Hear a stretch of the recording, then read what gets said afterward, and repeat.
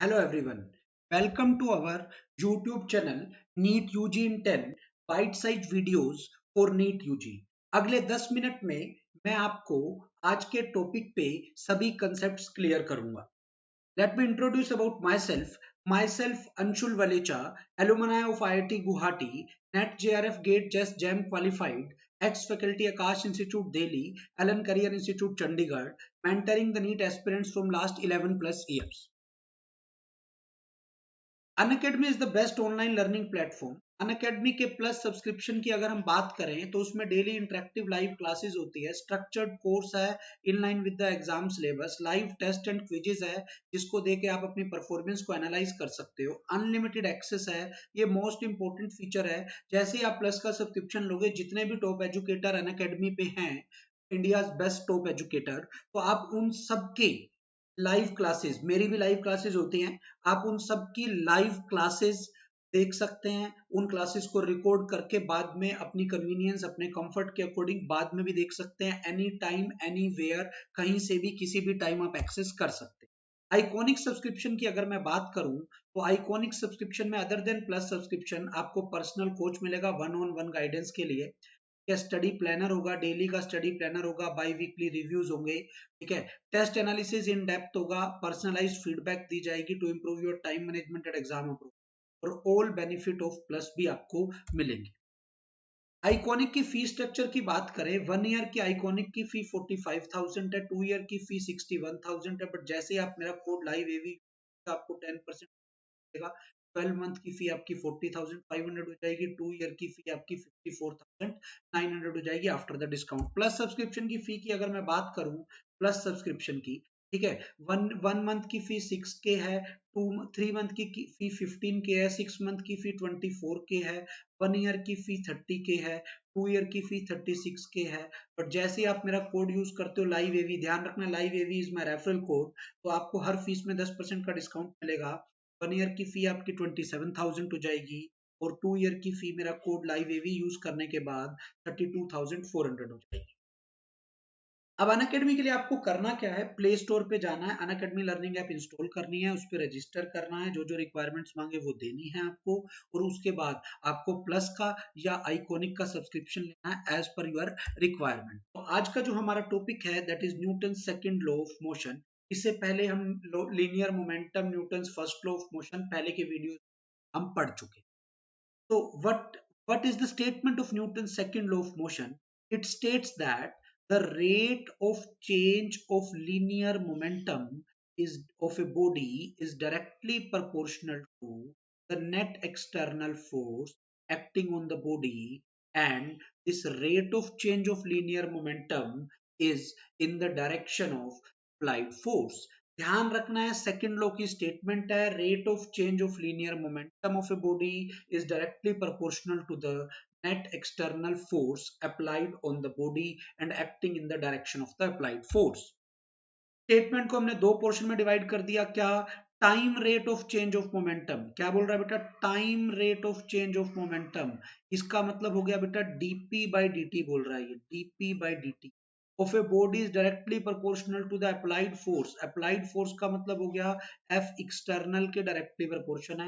और दूसरी स्टेटमेंट ये हो गई change of momentum takes place in the direction of force, कि मोमेंटम का जो चेंज होगा वो फोर्स की डायरेक्शन में होगा. तो मैथमेटिकली फोर्स को हम dp by dt के डायरेक्टली प्रोपोर्शन लिखेंगे. जैसे डायरेक्टिवेशन का साइन हटाया, k लगा दिया, constant of proportionality, constant of proportionality की वैल्यू 1 रख दी. फाइनल जो मेरे पास आ गया F is equal to dp by dt. This is Newton second law. ध्यान रखना है, F equal to M A नहीं होता, F equal to dp by dt, p होता है mv, हम पहले ही पढ़ चुके हैं. तो इसको न्यूटन सेकंड लॉ को मैं ये भी लिख सकता हूँ F equal to d by dt of mv. अब अगर सिस्टम का मास कांस्टेंट हो जाए, अगर सिस्टम का मास कांस्टेंट हो जाए, मास कांस्टेंट है तो ये डिफरेंशिएशन से बाहर आ जाएगा, ये वाला मास यहाँ से बाहर आ जाएगा. अगर ये कांस्टेंट है तो ये मास कांस्टेंट होने के बाद फोर्स का जो फॉर्मूला आ गया वो m dv by dt आ गया. और आपको पता है dv by dt a होता है, फोर्स को लिख दिया मास इनटू एक्सेलरेशन.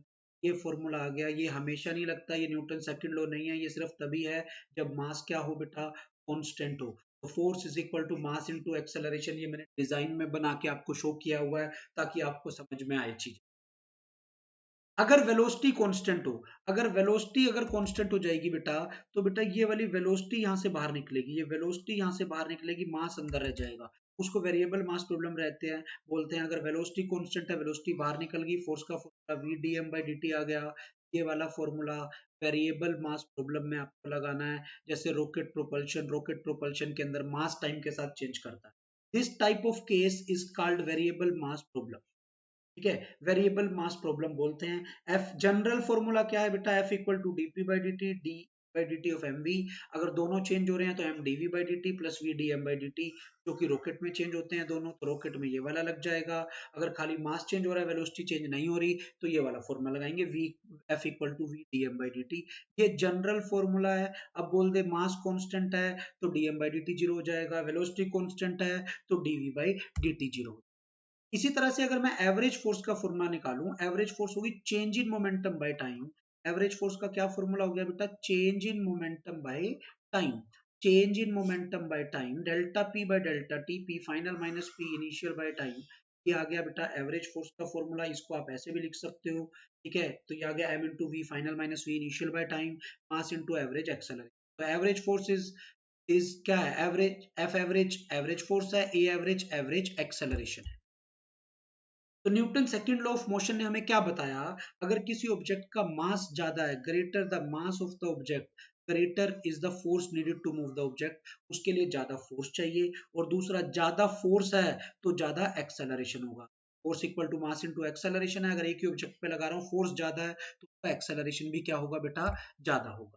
तो important points for Newton second law क्या है, कि Newton second law is also called real law of motion. क्यों बोलते हैं, because we can derive Newton first law and third law using Newton second law, इसलिए इसको हम रियल लॉ ऑफ मोशन भी बोलते हैं। न्यूटन सेकंड लॉ हमें क्या प्रोवाइड कर रहा है, it gives us the magnitude and the direction of force. ये मैग्नीट्यूड भी बता रहा है और क्या बता रहा है बेटा, डायरेक्शन भी बता रहा है। फोर्स कैसी क्वांटिटी है, force is a vector quantity whose direction is same as that of change in momentum. General statement है चेंज इन मोमेंटम की, या एक्सेलरेशन डायरेक्शन के सेम हो। अभी आपने पढ़ा था बेटा, यहाँ पर बड़े ध्यान से देखना है, आपने पढ़ा था यहाँ पर F is equal to D P by D T था। तो इसका मतलब क्या है, मोमेंटम टाइम ग्राफ का slope, slope of momentum time graph gives us the force. ठीक है, इंपॉर्टेंट पॉइंट है, ध्यान रखना है।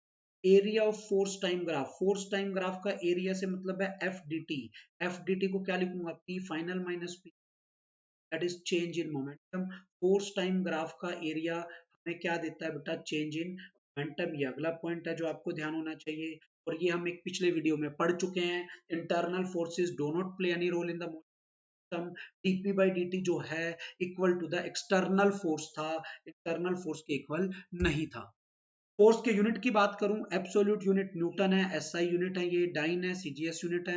ग्रेविटेशनल यूनिट केजीएफ या केजी वेट एसआई सिस्टम में, और ग्राम फोर्स या ग्राम वेट सीजीएस सिस्टम में। एक केजीएफ का मतलब 1 किलोग्राम बॉडी का वेट अर्थ पे, ये अर्थ पे है 9.8 न्यूटन। अगर और कहीं जाऊंगा तो ग्रेविटी की वैल्यू चेंज हो जाएगी, तो इसलिए ये भी चेंज हो जाएगा। ये भी यूनिट किस पे है बेटा, अर्थ पे है। 1 न्यूटन में 10 की पावर 5 डाइन होते हैं, जो आपको पता होना चाहिए। इसका अर्थ से कोई लिंक नहीं है। Gravitational units place to place change हो जाते हैं, absolute unit place to place change नहीं होते। Thank you, like and subscribe our channel NEET UG. This is all about Newton second law of motion.